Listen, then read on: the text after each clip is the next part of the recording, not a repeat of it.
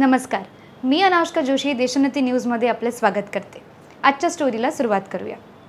ICC पुरुष टी20 विश्वचषक 2024 मधील दुसरा नॉकआउट सामना 27 जून रोजी भारत विरुद्ध इंग्लंड हा प्रोव्हिडन्स स्टेडियम गोव्याना येथे पार पडणार आहे। गतविजेते इंग्लंड आणि उत्तम फॉर्ममध्ये असलेले भारतीय संघ एकमेकांसमोर उभे ठाकतील। या रोमांचक सामन्याआधी आपण बघूया प्री मॅच ॲनालिसिस। सर्वप्रथम भारताने आत्तापर्यंतच्या स्पर्धेत अपराजित राहून आपली ताकद दाखवली आहे।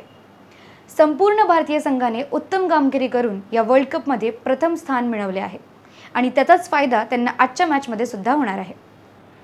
असं सांगण्यात आले आहे की सेमीफायनल 2 सामन्यासाठी कुठलाही रिझर्व्ह डे ठेवलेला नाहीये।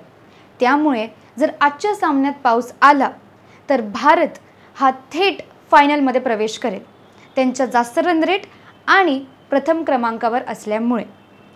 त्यामुळे भारतीय फॅन्स आणि भारतीय टीम यांच्यासाठी ही खूप आनंदाची बातमी आहे। जर आजचा सामना खेळला गेला तर आजच्या मॅचमध्ये सर्वात महत्त्वाचे राहणार आहे टॉस। या स्टेडियमवर आत्तापर्यंत 5 मॅचेस खेळल्या गेल्या आहेत, ज्यात टॉस जिंकून प्रथम फलंदाजी करणारी टीम 3 मॅचेस जिंकली आहे। याचा अर्थ असा की आजचा टॉस जिंकून प्रथम क्रमांकावर फलंदाजी करणाऱ्या टीमला जास्त फायदा राहील। भारतीय टीममध्ये रोहित शर्मा आणि विराट कोहली यांची सलामीची जोडी अद्याप फारशी चमक दाखवू शकलेली नाही, परंतु रोहितच्या उत्कृष्ट फॉर्म आणि आक्रमकतेने तसेच ऋषभ पंतच्या 3ऱ्या क्रमांकावरील ठोस कामगिरीने संघाला यश मिळवून दिले आहे। मधल्या फळीतील सूर्यकुमार यादव आणि हार्दिक पांड्या यांनी संघाची जबाबदारी उत्तम प्रकारे पार पाडली आहे। शिवम दुबे आणि रवींद्र जडेजा अद्याप पूर्ण क्षमतेने खेळले नसले तरी संघाचा समतोल हे त्यांच्या यशाचे मुख्य कारण आहे। जसप्रीत बुमराह आणि अर्शदीप सिंग यांच्या नेतृत्वाखाली वेगवान गोलंदाजीने नेहमीच प्रारंभीचे बळी मिळवले आहेत, तर कुलदीप यादवच्या फिरकीने संघाची ताकद वाढवली आहे। दुसरीकडे इंग्लंड टीम ज्यांनी या वर्ल्ड कपमध्ये उत्कृष्ट कामगिरी केली आहे, त्यांनी सुद्धा टीम इंडियासारखेच त्यांच्या शेवटचे 2 सामने जिंकून आले आहेत। जर इंडिया विरुद्ध इंग्लंडला बघितलं तर या दोन्ही टीमने एकमेकांसोबत एकूण 23 सामने सोबत खेळले आहेत। त्यात इंडियाने 12 तर इंग्लंडने 11 सामने जिंकले असल्यामुळे हे तर खरं आहे की आजचा सामना टक्करचा व बरोबरीचा राहील आणि आज अनेक चमत्कार सुद्धा बघायला मिळू शकतात। इंग्लंड टीमचे जॉस बटलर आणि नवीन सलामीवीर फिल सॉल्ट यांच्या जबरदस्त भागीदारीने संघाला यश मिळवून दिले आहे। मध्य फळीतील जॉनी बेअरस्टो आणि हॅरी ब्रूक यांच्या मोलाच्या योगदानाने संघाची स्थिती भक्कम केली आहे।